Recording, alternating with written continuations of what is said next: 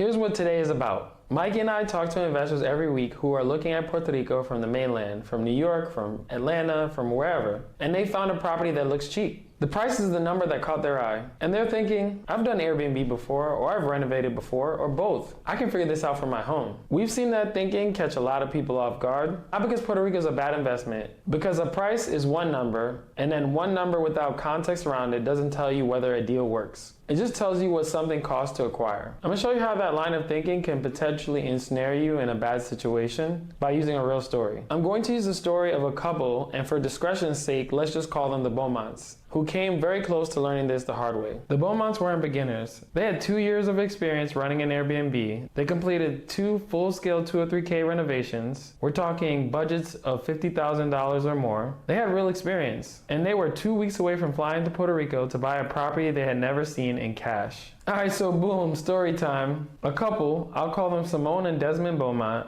found us through YouTube, hit the link in our description, and got connected with us. They're in their late 40s, early 50s. They lived in upstate New York. These weren't people who didn't understand real estate. They had 2 years of experience running an Airbnb. They did 2 or 3K FHA renovation loans, full-scale rehab projects, not cosmetic fixes. They understood construction. They understood hospitality. They had done the work. But they never invested long distance, and they never invested in Puerto Rico. They had found a property in a town called Naranjito. It's in the center of the island, right off the mountain range that cuts through Puerto Rico. And the acquisition prices there are typically cheap. That was the thing that caught their attention. When I got on that first call with Simone, she mentioned something I didn't expect. Her mentor growing up was Puerto Rican. She used to bring her to the island when she was a kid each summer. Puerto Rico wasn't just a spreadsheet decision for her. There was something personal behind it. They flew down 2 weeks later, and I made the trip to meet them there in Naranjito. When was the last time you drove to a property to evaluate it and your car couldn't make it to the front door? Puerto Rico is not one real estate market. The mountain range that cuts through the center of the island, yeah, that creates completely different investment environments. If you pick the wrong side of that mountain, the market data that you've been looking at doesn't really apply to where you're buying. I drove up to Naranjito to meet them. I drive a Honda Fit. That road was so tight and so steep that my car could not complete the trip. I had to park in the center of town in the public parking lot and walk the rest of the way. Now think from a short-term rental perspective. Your future guests will be flying into San Juan, renting a car, and trying to navigate unmarked mountain roads to find your property? When I got to the town, there was minimal sidewalks and very few amenities that would attract a tourist. It was mostly elderly residents,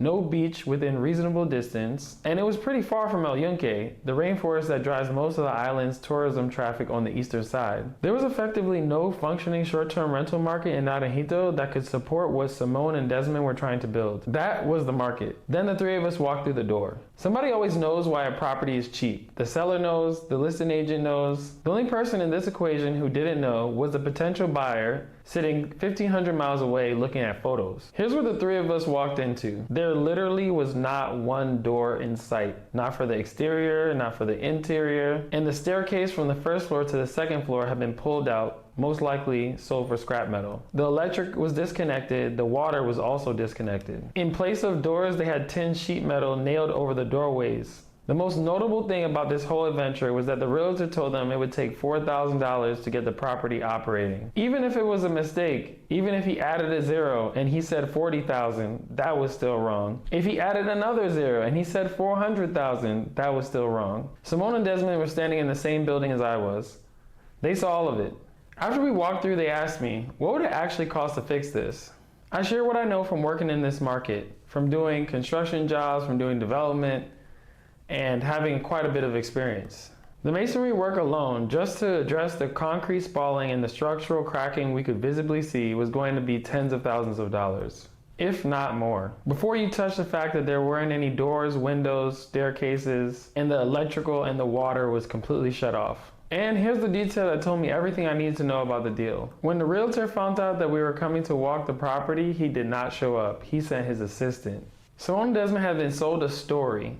A $4,000 fix, photos that looked nothing like what was in front of them. They were now standing inside the actual building with their own eyes open. And if somehow all their common sense failed, I was also standing right there with them. It was super embarrassing for the assistant. He understood what was happening immediately, which says a lot about him knowing who he worked with. As we were sitting there processing the original story and the assistant understood what was happening around him, the physical reality, the professional assessment all in one place, He started putting distance between himself and his boss. He was like, oh, I wasn't involved. I didn't know what he told you guys. It was a really awkward showing, to say the least. Fortunately, because they met us in person, they had the opportunity to learn more about our business and provide value on their Puerto Rico trip. Most investors who come to Puerto Rico ask, can I afford this? That's one number. What they're not asking is, does this market around this property support the business that I'm trying to build? Those are completely different questions, and only one of them actually tells you whether the deal works.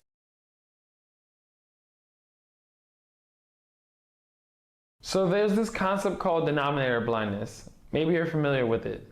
It's when one number, one attractive, visible number, becomes your entire conclusion. You stop asking what else you need to know or do to make a real decision.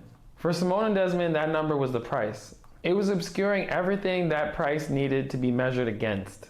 After that walkthrough, I had a conversation with the Beaumonts. I want to be clear about what that conversation was. I share general knowledge based on my own experience in this market and what Mikey and I have observed in Puerto Rico. I'm not an advisor, I don't give people directions. They draw their own conclusions, but I can share what I know. Here's what I shared. There's a concept called denominator blindness. The idea is simple. A number by itself doesn't mean anything. What gives a number its actual meaning is the context you put it in. The denominator, the base, everything that number needs to be measured against to tell you something real. When you're blind to that context, you let one number drive a conclusion that requires many numbers to actually reach. The price on that Naranjito property was the number Simone and Desmond could see. It was attractive. It felt like a signal. But a cheap acquisition price is just a number. And by itself, it doesn't tell you whether a deal works. What it needs to be measured against is the real context, which is the market around it, the true cost to make it functional, and whether the annual math actually makes sense. Those were the denominators, and denominator blindness is exactly what kept them unseen. Number one, does a short-term rental market actually exist in this specific location? Not Puerto Rico in general, this town, this road. For the traveler you're trying to serve. In Naranjito, the answer was no. Number two, what does the actual renovation cost look like when a knowledgeable person walks through the door, not just based on what the listing agent tells you? When Simone and Desmond asked me that question after the walkthrough, I told them what I could see from my experience doing construction on the island. The masonry work alone was extremely significant. Maybe tens of thousands of dollars or more would go into just fixing the structural concerns. Then right after that, guess what? You don't have doors, a staircase, windows, electrical, or water. The realtor's $4,000 estimate wasn't a rounding error, it was an entirely different reality. And last but not least, can the property generate enough revenue annually to cover its debt service and operating costs? Short-term rentals in Puerto Rico that perform well almost always require construction after purchase. They require someone on the ground or a professional operator. A smaller property in a difficult market often can't generate enough to justify the professional management fee, which means you're either physically there or you're stretched in managing something remotely that's not generating enough to pay for help. Simone and Desmond sat with that, and they arrived at the same conclusion that I see a lot of investors arrive at when they actually look at the numbers clearly. And I mean all the numbers, not just the ones that are convenient or the ones they want to pay attention to. The remote self-management model only works when the location, the asset condition, and the annual economics all line up. When even one of those is off, you're not saving money by managing it yourself, you're absorbing risk without infrastructure to handle it. At the end of the conversation, they asked me something. They asked whether there was a way to invest in Puerto Rico alongside us in something that already had professional operators on the ground, in a proven STR market, at a scale where the economics actually work. I did not bring that up. They asked. At the time, we had an open investment position in our boutique hotel development in Santurce. Professional management already in place, a performing short-term rental market, multiple units, so operating costs make sense at scale. Investors can use the property at a preferred rate as guests. That's where the Beaumonts landed. The point of the story is not that Puerto Rico is a bad investment.